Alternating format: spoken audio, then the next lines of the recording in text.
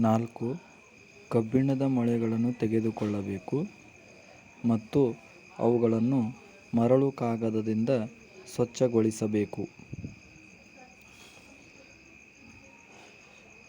A ಮತ್ತು B ಎಂದು ಗುರುತು ಮಾಡಿದ 2 ಪ್ರನಾಳಗಳನ್ನು ತೆಗೆದುಕೊಳ್ಳಬೇಕು.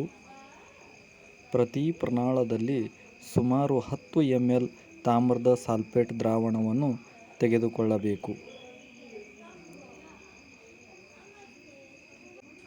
2 ಕಬ್ಬಿಣದ ಮೊಳೆಗಳನ್ನು ದಾರದಿಂದ ಕಟ್ಟಿ ಮತ್ತು ಎಚ್ಚರಿಕೆಯಿಂದ ಬಿ ಪ್ರನಾಳದಲ್ಲಿರುವ ತಾಮ್ರದ ಸಲ್ಫೇಟ್ ದ್ರಾವಣದಲ್ಲಿ ಸುಮಾರು 20 ನಿಮಿಷಗಳ ಕಾಲ ಮುಳುಗಿಸಬೇಕು.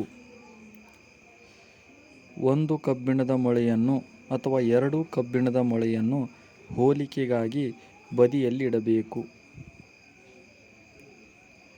20 ನಿಮಿಷಗಳ ನಂತರ ತಾಮ್ರದ ಸಲ್ಫೇಟ್ ದ್ರಾವಣದಿಂದ ಮೊಳೆಗಳನ್ನು ಹೊರಗೆ ತೆಗೆಯಬೇಕು. ಪ್ರನಾಳ ಎ ಮತ್ತು ಬಿ ಗಳಲ್ಲಿರುವ ತಾಮ್ರದ ಸಲ್ಫೇಟ್ ನೀಲಿ ಬಣ್ಣದ ತೀವ್ರತೆಯಲ್ಲಿ ಸ್ವಲ್ಪ ಬದಲಾವಣೆಯನ್ನು ನಾವು ಕಾಣಬಹುದು. ತಾಮ್ರದ ಸಲ್ಫೇಟ್ ದ್ರಾವಣದಲ್ಲಿ ಅದ್ದಿರುವ ಕಬ್ಬಿಣದ ಮೊಳೆಗಳ ಬಣ್ಣವನ್ನು ಬದಿಯಲ್ಲಿಟ್ಟ ಮೊಳೆಯ ಬಣ್ಣದೊಂದಿಗೆ ಹೋಲಿಕೆ ಮಾಡಿ ನೋಡಬೇಕು. ಕಬ್ಬಿಣದ ಮೊಳೆಗಳು ಕಂದು ಬಣ್ಣಕ್ಕೆ ತಿರುಗಿವೆ. Fe+CuSO4 ಬಾಣದ ಗುರುತು FeSO4+Cu.